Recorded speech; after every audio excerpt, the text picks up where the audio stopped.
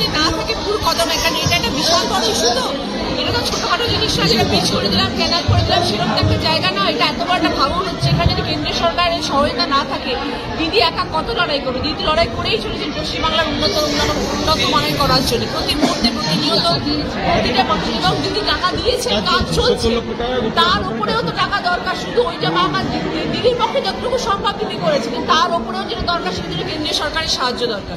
কেন্দ্রীয় সরকার যদি তাকিয়ে না দেখেন, তাহলে আমাদের কি করে সম্ভব? এখানে যে সমস্যাটা, এখানকার সাংসদ দীর্ঘদিনে 5 বছরের সাংসদ ছিলেন, মানে তাকে এত 5 বছর দেখা যেত না, এখন প্রচারের সময় প্রচুর দেখা যাচ্ছে। হ্যাঁ, কারণ আমি আসছি, ওই জন্য উনিও আসছেন। এটা কি প্রতিযোগিতা হচ্ছে? বলতে পারবো না, আর এই যে আসছেন আমি জানি না। কিন্তু এই যে ভাঙনের জন্য আপনি যদি সাংসদ হন পরবর্তীকালে ভবিষ্যতে, তাহলে কি আমি যদি সাংসদ হই, তাহলে পার্লামেন্টে প্রথম কথা, যদি আমাকে ভূমিবাসী ভালোবেসে সাংসদ করেন, তাহলে প্রথম কথাই হচ্ছে পার্লামেন্টে গিয়ে যেটা বলবো সেটা হচ্ছে ভাঙনের কথা। আর একটা সমস্যা হচ্ছে, এখানে প্লাস্টিকের ফুল তৈরি হয়, মানে যেখানে শিল্প রাজ্যে আসছে না, বড় শিল্প আসছে না, সেখানে কুটির শিল্প একটা বড় শিল্প, এখানকার প্লাস্টিকের ফুল শিল্প, এখান থেকে বিদেশেও যায় এই ফুলগুলো। হ্যাঁ, এত ভালো, মানে এত ঘরে ঘরে হ্যাঁ বুঝতে পারে। সেক্ষেত্রে রাজ্য সরকারের তরফে, মানে ফুলের যারা ব্যবসায়ীরা, তাদের দাবি যে রাজ্য সরকারের তরফ থেকে একটা জমির ব্যবস্থা করলেও কিন্তু আলটিমেট কিছু হয়নি।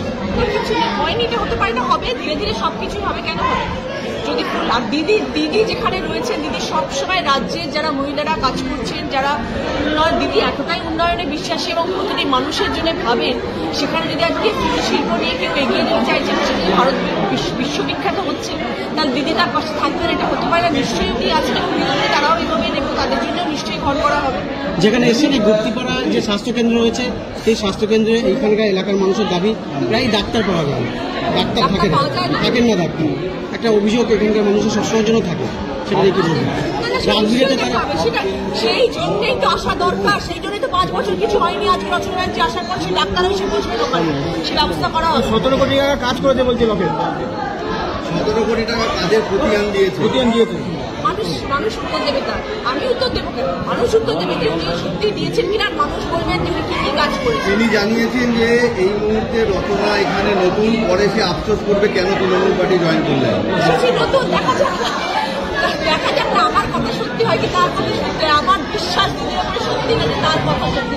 উনি বলছেন যে সবটাই অন্ধকারে ছিল, আমি 5 বছর আসার পর লাইট টাইট হয়েছে, তারপর হুগলিতে আলো জ্বলেছে। সবটাই ছিল, 100 দিনের কাজ দাও তো বন্ধ করলে 5 বছর এসে হুগলির মানুষ এতদিন অন্ধকারে ছিলেন, এটা বিশ্বাস করতে হবে। মানে লোকের চারে যাওয়ার সময় সবাই আলো দেখলে তারা হুগলিতে আলো চলতো না।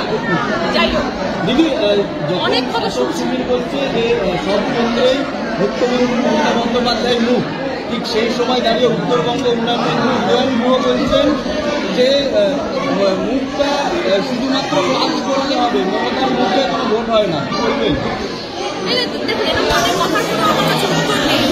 যারা এরকম ধরনের প্রশ্ন করছে, যারা এরকম ধরনের উত্তরও দিচ্ছে, নিজেরাই প্রশ্ন করছে, নিজেরাই উত্তর দিয়ে দিচ্ছে, আর দিদি কর্ম দিয়ে উত্তর দিচ্ছে।